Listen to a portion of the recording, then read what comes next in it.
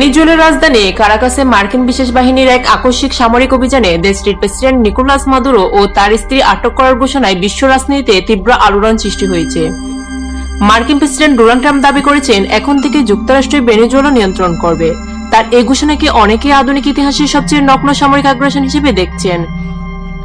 এর আগে ভিন্ন দেশের সরকার পতনে যুক্তরাষ্ট্র গোপন ষড়যন্ত্র বা প্রক্সি যুদ্ধ চালালেও সরাসরি যুদ্ধ ঘোষণা ছাড়াই একটি সার্বভৌম রাষ্ট্রের প্রেসিডেন্টকে গ্রেফতারের নজির ইতিহাসে বিরল। কিভাবে শুরু হলো এই অভিযান?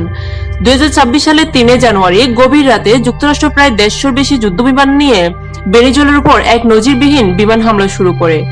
স্থানীয় সময় রাত প্রায় 2টার দিকে উত্তর ভেনেজুয়েলার বিভিন্ন এলাকায় ব্যাপক বোমাবর্ষণ চালানো হয়। এই অভিযানের কোড নেম ছিল অপারেশন অ্যাবসোলিউট রিজলভ। আশ্চর্যের বিষয়, এই অভিযান শুরুর আগে মার্কিন কংগ্রেসকে আনুষ্ঠানিকভাবে কিছু জানানো হয়নি। অভিযান চলাকালে প্রেসিডেন্ট নিকোলাস মাদুরো ও ফার্স্ট লেডি সিলিয়া ফ্লোরেসকে আটক করে মার্কিন বাহিনী এবং তাদের নিউ ইয়র্কে নিয়ে যাওয়া হয়। এরপর যুক্তরাষ্ট্রের অ্যাটর্নি জেনারেল ফার্ম বন্ডি ঘোষণা দেন মাদুরোর বিরুদ্ধে যুক্তরাষ্ট্রে মাদক সন্ত্রাসবাদের মামলা দায়ের করা হয়েছে। এই অভিযানের বৈধতা নিয়ে যুক্তরাষ্ট্র সহ বিভিন্ন দেশের নেতারা প্রশ্ন তুলেছেন। আন্তর্জাতিক আইন বিশেষজ্ঞদের মতে এই সামরিক অভিযান জাতিসংঘ সনদের সরাসরি লঙ্ঘন এবং ভেনেজুয়েলার সার্বভৌমত্বের উপর চরম আঘাত। তবে কিছু বিশ্ব নেতা আবার এই অভিযানের পক্ষে অবস্থান নিয়েছেন।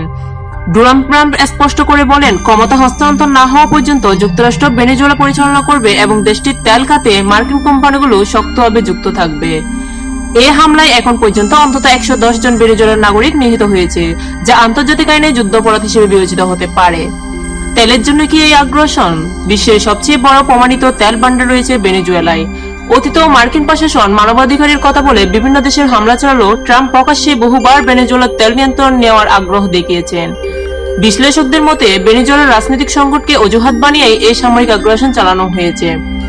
নিকোলাস মাদুরো টানা 12 বছরের বেশি সময় ধরে ক্ষমতায় ছিলেন। আন্তর্জাতিক পর্যবেক্ষকদের মতে 2024 সালের নির্বাচনে বিরোধী প্রার্থী এডমুন্ডো গঞ্জালেস এগিয়ে থাকলেও নির্বাচন কমিশন মাদুরোকে বিজয়ী ঘোষণা করে।